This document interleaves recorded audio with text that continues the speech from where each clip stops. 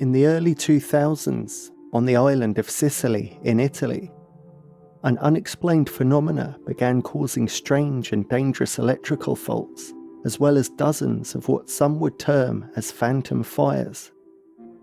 Although locals initially blamed paranormal sources, the scientific investigation that followed would unearth evidence that was far more real and troubling than mere superstition. The morning of February 9th, 2004, marked the day that Canneto di Caronia became a ghost town. For weeks, the small Sicilian village had echoed with the wail of fire engines. But that morning brought a new level of crisis. By dawn, 2 more homes on Via Mare had succumbed to flames, and Mayor Pedro Spignato had no choice but to order the evacuation of Via Mare's 39 residents, every single person living on the street. Families packed what belongings they could salvage and climbed the hill to Hotel Zamaria, Canneto's only hotel. Sat elevated above the village and offering sweeping views of the Tyrrhenian Sea through its large windows, it would now serve as an emergency shelter, with the municipal government covering all costs. For many evacuees, the experience carried a surreal quality. Rosa Mirabella, an elderly member of the community, had never set foot in a hotel during her entire life. When a reporter from L'Espresso interviewed her in the dining room, she sat before a generous spread of pasta, fried squid, and local wine, all provided at city expense. Despite the circumstances, she marvelled at the unexpected luxury of her situation. Yet beneath the surface of comfort, fear and frustration simmered. These weren't tourists on vacation. They were effectively displaced refugees. Family heirlooms had been reduced to ash, photographs destroyed.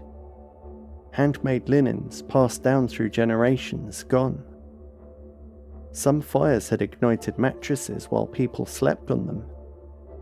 And despite weeks of investigation, nobody could explain why any of it was happening. Nearly 2 months had passed since the first incident, and the strange phenomena showed no signs of stopping. The whole ordeal had begun simply enough in December 2003. 43-year-old Antonio Pizzino, known to everyone as Nino, was in the middle of dinner at his family home on Via Mare when his TV set spontaneously caught fire. He then discovered his electrical fuse box was engulfed by flames so intense they torched the heavy curtains hanging nearby. The aftermath was a charred mess of melted wires and a soot-stained wall. Over the following days, various household devices burst into flames for no obvious reason, including his kitchen ventilation fan. Pizzino's first assumption seemed logical. His house must have faulty electrical wiring, so in January, he hired electricians to completely replace his home's wiring. Unfortunately, this did not solve the problem, and by late January, the strange occurrences had started manifesting in other local houses. One neighbour explained how his daughter's wedding presents, left piled in one of the rooms, had gone up in flames, causing a fire that burnt down half the house. Others too suffered from short-circuited electrical goods and other unexplained fires. The locals began to suspect issues with the broader electrical infrastructure, so they contacted ENEL, Italy's state-run utility company, but received little assistance. The first victim, Antonio Pizzino, then reached out to the local mayor, Pedro Spignato, with whom Pizzino had previously worked with in local government. Upon arrival, the mayor recognised something was very unusual about the situation. He had 2 electrical contractors examine the systems, but found nothing to explain the fires and other strange electrical issues. At this point, it was decided that they would cut all power from the central supply station, but incredibly, the strange happenings persisted, even without electricity. Metal components melted, plastic materials burst into flame, electrical outlets glowed red hot, unplugged cords suddenly sparked and flared. Mayor Spignato launched into emergency mode, contacting every authority he could reach. ENEL's Palermo headquarters, regional government offices, Italy's civil defense, and anyone else he thought might possibly be able to help. The small coastal community transformed into a disaster zone. During the first quarter of 2004 alone, residents documented 92 separate incidents. News media descended on the village, and Pizzino became the unofficial spokesperson for affected residents. He told journalists that living in Canneto felt like being trapped inside a microwave oven.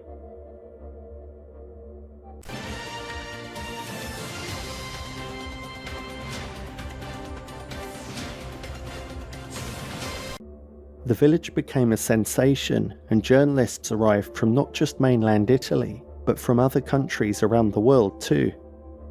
Everyone sought explanations, but up until this point, there were none. Scientists from Italy's National Institute of Geophysics and Volcanology examined the possibility of volcanic causes. The institute had good reason to investigate. Sicily sits near Mount Etna, Europe's tallest active volcano. Yet Institute President Enzo Boschi ruled out this theory definitively. It was impossible for such small, localized effects from volcanic activity, he said. ENEL utility workers pulled cables from walls, searching for defects. Railway specialists inspected the train tracks running behind the village. Telecommunications experts examined cellular transmission towers. Every investigation came back negative. Nothing appeared unusual. Nothing pointed towards any known cause for either the fires or the strange electrical malfunctions. Some locals reported seeing strange lights and unknown objects in the sky, both during the day and at night. Then, Father Gabriel Amorth entered the conversation. As the Vatican's chief exorcist and honorary leader of the International Association of Exorcists, Amorth commanded significant media attention. On February 10th, an Italian newspaper published his assessment. "The first thing to do is call a priest," he said, "to bless the houses. Fires," he explained, "can happen when the devil enters the life of a person who allows him entrance. Do not forget," Amorth added, "that Satan and his spirits have immense powers." While the media lapped this up, the local parish priest reacted with disappointment. He called Amorth's suggestions absurd, emphasizing that Cannato's residents were hard-working people, focused on supporting their families, not individuals engaged with occult practices. The New York Times dispatched a reporter who directly asked Pizzino about demons. "I'm Catholic," he told them. "I believe in the devil. I don't know why the devil is here." The resulting headline posed the question: "Electricity goes wild. Did the devil make it do it?" By March, investigators had begun documenting additional anomalies. Car door locks malfunctioned spontaneously. Mobile phones rang despite having no satellite connectivity. Compasses were behaving erratically, showing deviations of roughly 13 degrees from true north. Rather than getting any closer to solving the case, things just seemed to be getting more and more mysterious. But what they had witnessed so far would pale in comparison to what would later be discovered. The fires seemed to arrive in distinct cycles. Following the February 2004 evacuation, they ceased by June. Residents returned during the summer months, but October brought the fire's violent resumption. One night, Nino Pizzino pulled his teenage son Giuseppe from a burning room. In the village, furniture burned, kitchens were destroyed, and a new development emerged. Plumbing pipes and tubes spontaneously developed holes, causing flooding throughout affected homes. Another evacuation followed in October 2004, lasting over 8 months. Frustrated residents felt abandoned by the authorities, and some staged a protest occupation of city offices. Mayor Pedro Spinetto joined them in solidarity. In April 2005, Italy's government took an extraordinary step and authorized the creation of an unprecedented investigative body, the Interinstitutional Group for the Observation of Phenomena in Caronia. The assembled team combined resources from multiple scientific institutions: the National Institute of Geophysics and Volcanology, the National Research Council, and university professors specializing in physics, chemistry, and geomagnetic studies. The Ministry of Communications participated. The Ministry of Defense joined. Italy's Air Force contributed aircraft and personnel. The Navy deployed ships. The Carabinieri Military Police provided logistical support. Even a researcher from NASA took part. Francesco Venerando Mantegna, serving as regional coordinator for Sicily's Civil Protection Committee, led the coordination efforts. Venerando, a professional scientist with systematic methodology, was ordered to determine the mechanism behind the phenomena. The investigation that followed demonstrated remarkable scope. Military aircraft conducted aerial surveillance over Caneto, capturing high-resolution photographs and thermal imaging data. Helicopters performed radar mapping and electromagnetic field surveys from above. The Navy research vessel Galatea spent weeks stationed in the Tyrrhenian Sea, analysing the seawater's magnetic properties and chemical composition. Ground operations included installing a continuous monitoring station inside a local apartment. The facility operated around the clock, equipped with radio wave detection systems, weather monitoring instruments, geomagnetic sensors, electromagnetic field analyzers, and electrostatic charge detectors, all equipment connected via internal networking to remote observation posts. For the first time in Italy's history, comprehensive scientific monitoring covered an extended area of Sicily continuously. Their findings would fundamentally challenge conventional understanding. After numerous dead ends, the team had a breakthrough when their equipment detected electromagnetic activity that could not be attributed to any natural source or known variable. Their instruments recorded ultra-high frequency microwave emissions ranging from 300 MHz to several gigahertz. To put these numbers into perspective, your average microwave oven operates at around 2.45 GHz. Your cell phone uses frequencies between 0.7 and 2.6 GHz. What the team was detecting was in that kind of spectrum, but vastly more powerful. Team calculations indicated that producing the observed effects would require between 12 and 15 gigawatts of power. A typical nuclear power facility generates approximately 1 gigawatt. The team was detecting bursts of electromagnetic energy equivalent to over a dozen nuclear power plants concentrated into areas the size of a house, lasting only billionths of a second. Approximately 1.7 miles inland from Caneto, up in the mountainous terrain, the team made a discovery that would become their most significant and intriguing physical evidence during the entire investigation. A remote hillside location, accessible only via a single narrow, unpaved path, contained large numbers of a tall Mediterranean grass species that produces stiff, blade-like leaves and can grow up to waist height.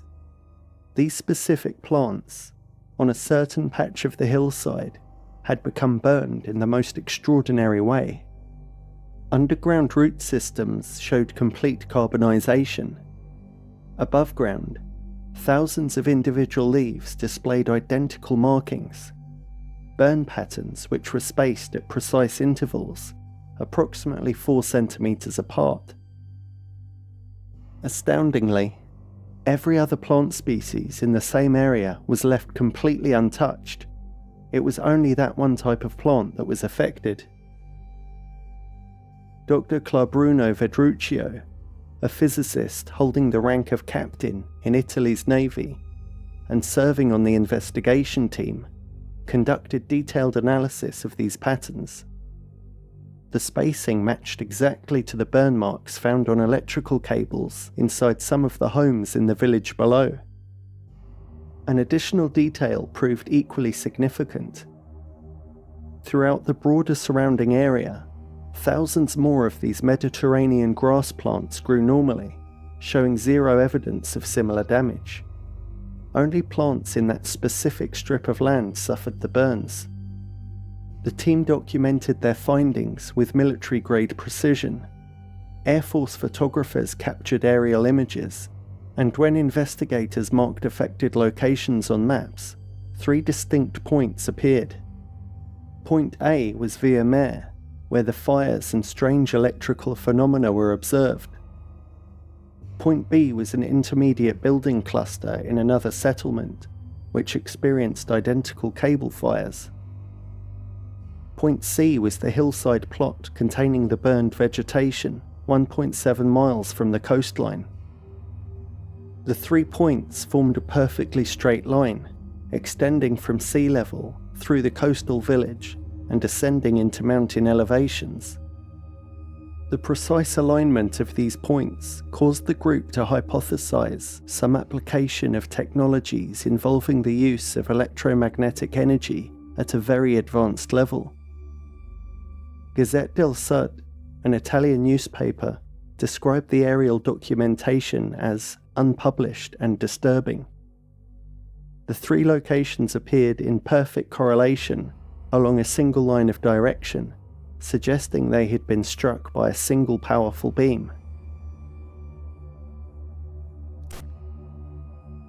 April 2006 brought an incident that would haunt the investigation's remaining duration.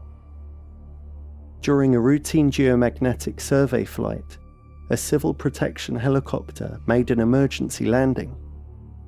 3 of the aircraft's 4 rotor blades had sustained damage, ruptures at identical positions on each blade. Laboratory analysis of the blades yielded striking results. 0 biological material detected, no blood traces, no evidence supporting the standard explanation of bird strikes.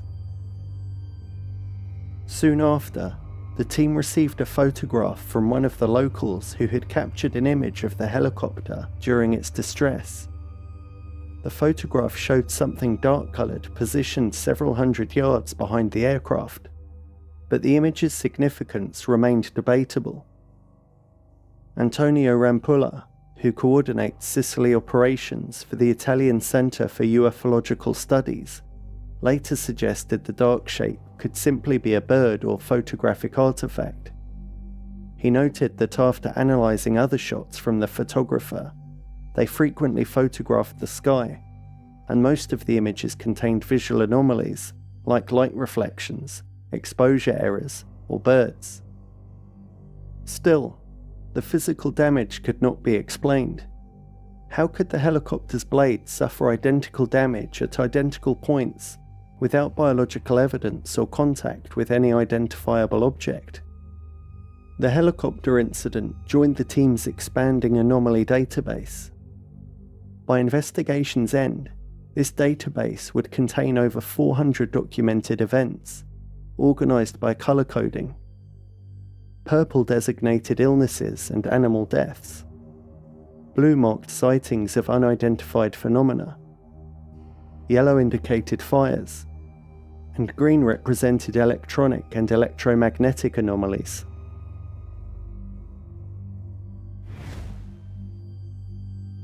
By 2007, Venerando's team had invested nearly 2 years into intensive investigation. They had conducted aerial mapping, naval research campaigns, and continuous ground-level monitoring. They had analysed soil composition, water chemistry, atmospheric conditions, and electromagnetic fields. They had systematically ruled out every conventional explanation. Their preliminary report presented clear conclusions. The fires, investigators determined, resulted from electromagnetic pulses of extraordinary power originating from the Tyrrhenian Sea direction near Caronia. These were definitively not natural phenomena. The report stated explicitly, Caneto de Caronia was hit by electromagnetic phenomena of artificial origin, capable of generating great concentrated power. The working hypothesis described experimental application of industrial technology, not excluding the possibility that it could be an electromagnetic weapons system. However, the team's investigation mandate remained narrowly defined. They were to determine how the phenomena could occur, not identify responsible parties. They operated as scientists, not criminal investigators. They could describe mechanisms, but they could not, or would not, name sources. The team proposed expanding monitoring operations. They wanted additional sensor installations on the Aeolian Islands and in Caronia's interior valleys, creating a triangulation network to pinpoint the exact emission source. And so, they submitted expansion proposals to government authorities. Then suddenly, during spring 2007, operations ceased. The civil protection authorities ordered the return of the borrowed apartment to its owner. So the base the team had worked from for all this time was suddenly taken away from them. Venerando immediately came up with a solution: relocate equipment to shipping containers that could be positioned nearby, and continue their research in this makeshift office. Astonishingly, local authorities denied permission for the container placement. Venerando voiced his strong objections to civil protection officials. He said the decision was defeatist, particularly when the investigation had finally established the plausible electromagnetic origins of the phenomena. The next massive blow to the investigation came when the Civil Protection Department declined to renew funding. Officials cited economic and bureaucratic justifications. It's worth noting here that the entire team had worked without payment the whole time. They had worked hard on the case for years at this point, and had never received any form of compensation for their time. In the following months, as mysteriously as they had begun, the fires stopped. By July 2007, residents were allowed to return to the street permanently. They installed fire suppression systems in their homes and took other precautions, such as purchasing latex mattresses that lacked metal springs, fearing that a traditional mattress could potentially act as a receiver to those phantom electrical waves. As you can imagine, they had all seen enough house fires to last them a lifetime. When he was asked years later why the investigation ended, Venerando's response was blunt. They simply stopped us. They blinded us against our will. On June 24, 2008, the case was officially closed by the public prosecutor. Following years of scientific investigation, the conclusion was simply that the fires were arson cases caused by, quote, free flames and of human hand. No perpetrators were identified. No motivations were established. No methods were detailed. The prosecutor's ruling didn't address electromagnetic measurements. It didn't explain helicopter damage. It made no mention of the uniquely burned mountain vegetation, or indeed the perfect alignment of the points A, B, and C we previously discussed. The ruling directly contradicted the interinstitutional group's scientific conclusions. Venerando's complete report containing all data, photographs, and sensor recordings was never publicly released and remains classified to this very day. Highly dissatisfied with the ruling, the community slowly tried to move on with their lives. But by 2014, the fires were back. The 2014 fires differed from their predecessors. They were focused, specific, and this time the police were prepared. Captain Giuseppe Deveni, newly assigned to the local force that year, ordered the installation of covert surveillance cameras which filmed continuously for months, from July 2014 to March 2015. On September 24, 2014, cameras captured Giuseppe Pizzino and his father Nino near a parked truck. Shortly afterward, the truck began smoking. That same day, Giuseppe appeared to move between vehicles, repeatedly checking whether anyone had seen him. Fires erupted following his movements. Throughout the surveillance period, police documented roughly 40 incidents appearing to involve Giuseppe, sometimes accompanied by his father.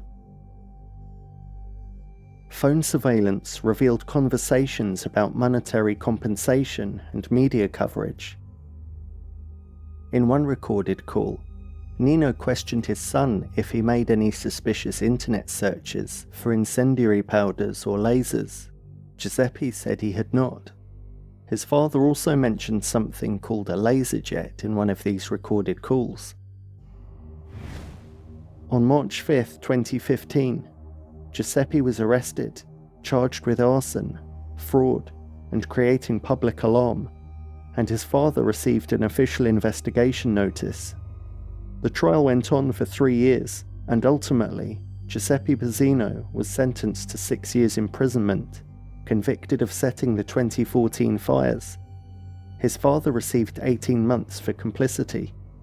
Crucially though, Giuseppe and his father faced no charges related to the 2003 to 2007 fires. The court verdict addressed only the 2014 incidents.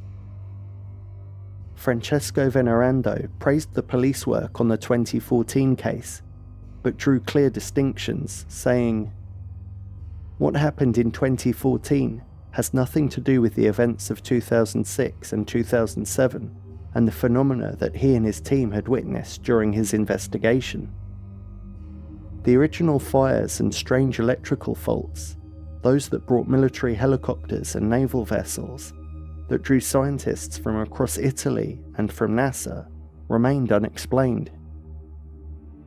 Somewhere, locked in municipal buildings, gathering dust, sit the instruments that once monitored this small Sicilian region.